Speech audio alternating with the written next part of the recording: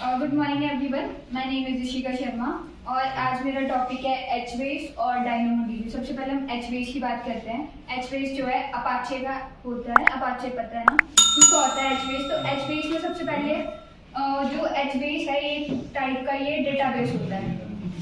जो एचबेस होता है वो एक काइंड ऑफ डेटाबेस ही होता है। तो एचबेस जो है वो उसमें हम टैबुलर फॉर्म में स्टोर करते हैं डेटा को, एसक्यूएल में नहीं करते हैं, मतलब कमांड उसमें नहीं करते, हम टैबुलर फॉर्म में इसमें डेटा को स्टोर करते हैं। और जो एचबेस होता है उसको हम लोग डिस्ट्रीब्यूटेड कॉलम ओरिएंटेड डेटाबेस होता है ये, ठीक है। तो फिर अब हम लोग इसका ये जो स्ट्रक्चर है इसके बारे में डिस्कस करते हैं। इसके स्ट्रक्चर में हमारे पास क्लाइंट आता है, फिर हमारे पास सेकंड नंबर पे आता है मास्टर, थर्ड पे रीजन आता है और फोर्थ ये होता है जूकीपर, ठीक है। तो जो क्लाइंट होता है ये क्या करेगा, हमारे पास ये रिक्वेस्ट करेगा एच मास्टर को भी, इसको भी, किसी को भी ये डायरेक्ट रिक्वेस्ट कर सकता है। क्लाइंट तो रिक्वेस्ट करता है हमेशा। और जो सेकंड होता है एच मास्टर होता है एचबीएस मास्टर। ये बहुत ही मेन काम करता है। जो एचबीएस मास्टर होता है वो बहुत मेन काम करता है। एचबीएस मास्टर जो है हमारे पास सबसे मेन काम इसका होता है, ये अभी आकाश ने जैसे आपको बताया एचडीएफसी होता है हमारे पास, हडूप डिस्ट्रीब्यूटेड फाइल सिस्टम होता है। तो ये जो एचडीएफसी होता है हडूप डिस्ट्रीब्यूटेड फाइल सिस्टम, हाँ एचडीएफएस ये होता है हडूप डिस्ट्रीब्यूटेड फाइल सिस्टम। तो जैसे आपको बताया तो एच मास्टर क्या करता है हमारे पास, ये इन सारी फाइल्स को मैनेज करने में हेल्प करता है। तो ये क्या करता है, कंट्रोल क्लस्टर्स, आपने पढ़ा है ना क्लस्टर्स क्या होता है। तो ये जो है वो कंट्रोल करता है हडूप के सारे क्लस्टर्स को, इसके सारे क्लस्टर्स को ये सारे मैनेज करता है, जो होता है हमारे पास एच मास्टर, ठीक है। अब मास्टर मतलब मास्टर हो गया ये कि मेन मास्टर है, मतलब कमांड देता है ये सबको, ठीक है। और ये जो है ये जैसे मैंने आपको बताया कि टैबुलर फॉर्म में होता है। तो हमारे पास डाटा जो होता है वो थोड़ा छोटा सा ही थोड़ा होता है, हमारे पास मिलियंस में डाटा होता है, बिलियंस में डाटा होता है। तो जो ये एच मास्टर होता है मिलियंस और बिलियंस में टैबुलर मतलब कॉलम्स और रोज को वो मैनेज करता है, उनको, ठीक है, हैंडल करता है। और उसके बाद इसमें हम लोग डीडीएल ऑपरेशंस परफॉर्म करते हैं, डीडीएल डाटा डेफिनेशन लैंग्वेज, उन ऑपरेशंस को हम इसमें परफॉर्म करते हैं एच मास्टर की हेल्प। अब एच मास्टर क्या करेगा कि ये रीजन सर्वर्स के पास जाएगा। रीजन सर्वर्स जो है अलग अलग रीजन्स को कंट्रोल करते हैं। क्लाइंट ने रिक्वेस्ट करी इसको, ये अलग अलग रीजन्स में चेक करेगा उसको, ठीक है। तो ये जो रीजन सर्वर्स होते हैं इनका क्या काम होता है, ये हो गया मास्टर, ये हो गया स्लेव्स। मतलब स्लेव्स नहीं बोल सकते हम इसको, वर्कर बोल सकते हैं। जो मास्टर बोलेगा वही ये लोग करेंगे। अगर मास्टर ने बोला कि इसे कि ये वाला डेटा फाइंड आउट करके दो मुझे, तो ये पर्टिकुलर रीजन्स में चेक करेगा। अगर इसके पास नहीं होगा तो आगे अलग अलग रीजन्स में चेक करके फिर ये देगा एच मास्टर को। मतलब ये जो है ये वर्कर हैं और ये जो है ये जो है हमारे पास रिएक्टिव नेचर के होते हैं। एक होता है प्रोएक्टिव, होते हैं रिएक्टिव ना, तो रिएक्टिव नेचर के होते हैं। जो इनको बताया जाता है ये वही करते हैं, एक्स्ट्रा कुछ नहीं करते। ये होते हैं रीजन सर्वर्स, ठीक है। अब हमारे पास ये जो जूकीपर है ना, ये बहुत ही ज्यादा मेन होता है जूकीपर। ये जो है एज अ मैनेजर काम करता है।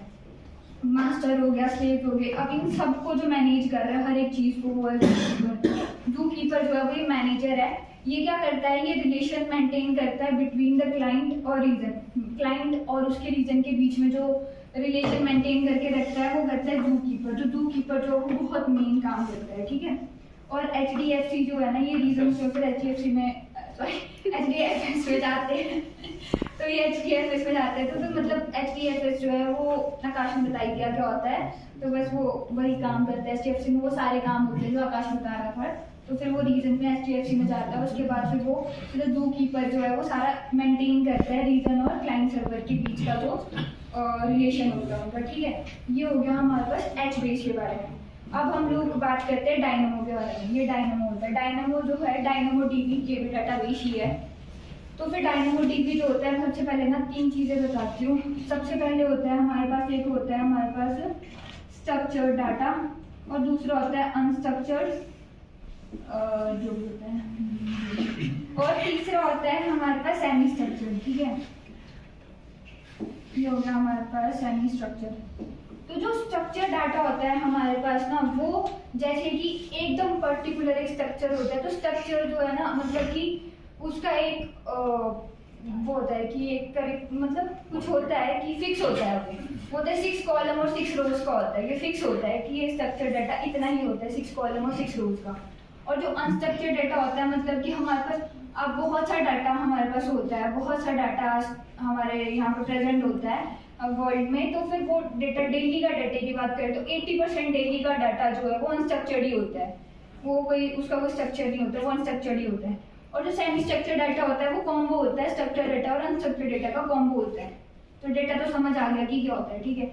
अब हम डायनामोडीबी में जाते हैं। डायनामोडीबी में स्ट्रक्चर्ड डाटा और अनस्ट्रक्चर्ड डाटा इसका कैसे यूज होता है, कैसे पता चलता है कि क्या है ना।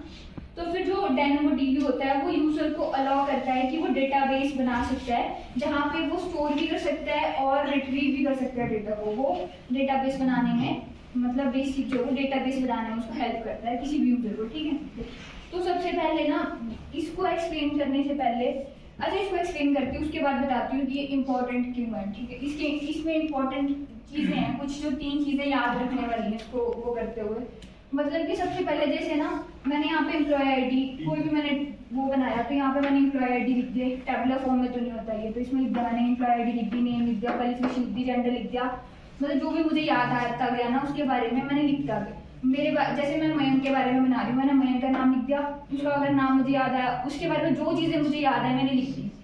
और उसके तो इस पर्टिकुलर चीज़ को बोलेंगे हम आइटम। ये आइटम 1 है, कुछ और लिखूंगी आइटम 2 आएगा। और ये सारे जो होते हैं ये इसके एट्रीब्यूट्स होते हैं जो भी उसके बारे में एक्सप्लेन किया होता है, जो भी उसके बारे में बताया गया होता है।